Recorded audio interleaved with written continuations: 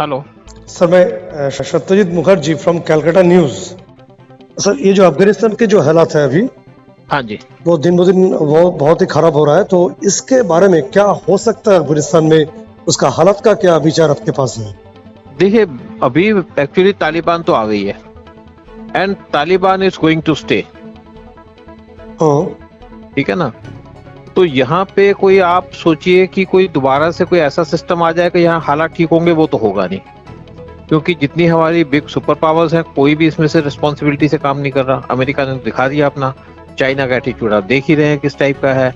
Russia अभी तक confuse है कि क्या करे क्या नहीं करे। तो उसके बाद कौन बचा? उसके बाद कंट्री बची इंडिया। नाटो निकल गया। नाटो तो ऐसे भाग गया जैसे नाटो का एग्जिस्ट ही नहीं करता था। एक छोटी सी तालिबान की 60-70 हजार की फौज के सामने वो पीठ दिखा के भाग गए। तो बेसिकली यहाँ पे है कौन? यहाँ पे जो हालत है वो तो ठीक नहीं हो सकती। ठीक है, नॉर्थर्न अलायंस लड़ रहा है, लेकिन नॉर्थर्न अलायंस को सपोर्ट कौन करेगा? कोई सपोर्ट तो नहीं कर रहा ना उसको। ओपन सपोर्ट तो किसी की नहीं है। एक सवाल आ रहा है कि नॉर्दर्न अलायंस की तरफ से ये वो बयान जारी किया है कि उनके जो लड़ाई वो जारी रहेंगे, डेमोक्रेसी के लिए वो लड़ाई ये उसका चल रहा है। तो अफगानिस्तान का डेमोक्रेसी के बारे में क्या ख्याल है? कोई अफगानिस्तान में कोई डेमोक्रेसी नहीं आएगी अगले, मुझे लगता है 8-10 साल के अंदर। कोई उसमें सेंसिबिलिटी नहीं है, कोई पॉसिबिलिटी नहीं है डेमोक्रेसी की। डेमोक्रेसी तब आएगी जब आपका यूएन का कोई रोल हो। यूएन का कोई तो रोल ही नहीं है। यूएन एक ऐसा हो चुका है, एक डेड ऑर्गेनाइजेशन है। तो इसमें डेमोक्रेसी तो आप भूल जाइए कि डेमोक्रेसी वहां पे आएगी, क्योंकि वहां पे तो बंदूक का रूल चलेगा। तो एक चीज सर कि अगर ऐसे ही हालत चलते रहे वहां पे कि अब जो 8-10 साल के बाद आप कर रहे हैं, तो अगर ये 8-10 साल तक ये चलता रहा तो अफगानिस्तान का हालत कैसा होगा? वो तो इंडिया के लिए काफी अच्छा नहीं रहेगा मेरे ख्याल से। और एक बात आपसे करना चाहूंगा कि जो अफगानिस्तान का जियोपॉलिटिकल जो एग्जिस्टेंस है, उसके तहत से क्या अफगानिस्तान अगर तालिबान के हाथ में रहे तो ये किस हद तक आशंका जताएगी भारत के बारे में, वो थ्रेट हो सकता है? देखिए, बेसिकली तालिबान के वहां रहने से थ्रेट तो पूरे वर्ल्ड को है। इंडिया को भी है, रशियन रिपब्लिक्स को भी है, और जितना वर्ल्ड है उसको भी है, चाहे यूएसए हो चाहे नाटो हो। सिंपल सी बात है कि ये कोई प्रॉमिस करके जो बात करते हैं, कमिट करते हैं, उस पर ठहरते तो है ही नहीं।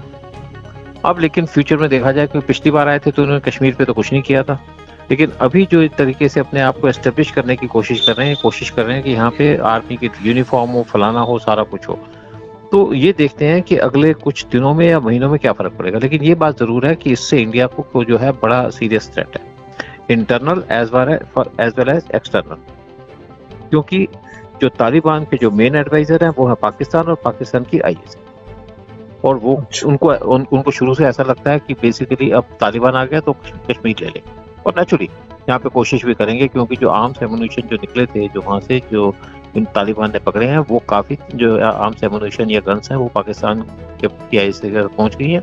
और वो कोशिश करेगा कि इनको इंडिया के मिलिटेंट्स को, या इवन कुछ जहाँ पे अफगानी मिलिटेंट्स हैं, उनको इंडिया में इन्फिल्ट्रेट कराए।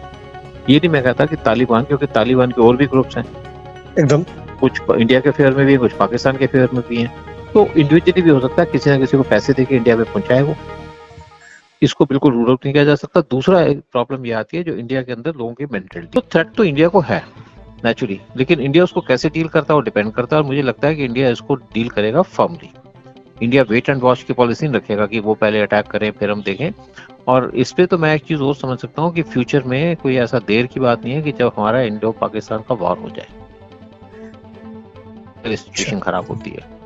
क्योंकि अगर ये तो नहीं है कि हमारे बॉर्डर के आसपास आएंगे तो हम वेट करेंगे, अगर हमारे लॉन्चिंग पैड पे आएंगे तो अटैक भी कर सकते हैं हम। और हमारी गवर्नमेंट की तो आजकल फर्म पॉलिसी है, चाहे विजिट चाइना हो चाहे विजिट पाकिस्तान हो। चाइना इन्फिल्ट्रेट कर रहा था तो हम तब भी बॉर्डर में खड़े हो गए, हमारी फोर्सेस खड़ी हैं। तो इसके इंडिया के ऊपर इम्प्लीकेशंस तो हैं, लेकिन मैं ये नहीं कहूंगा कि घबराने की बात है। घबराने से तो कुछ नहीं होगा और हम इसको फेस कर सकते हैं। और पाकिस्तान को लगता है कि शायद तालिबान के जो 70-80 हजार लोग उनके साथ जुड़ जाएंगे, शायद कश्मीर ले लेंगे।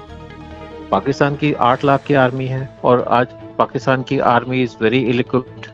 गन से कुछ नहीं होता। आप पाकिस्तान के पास एयरफोर्स खत्म हो गई है,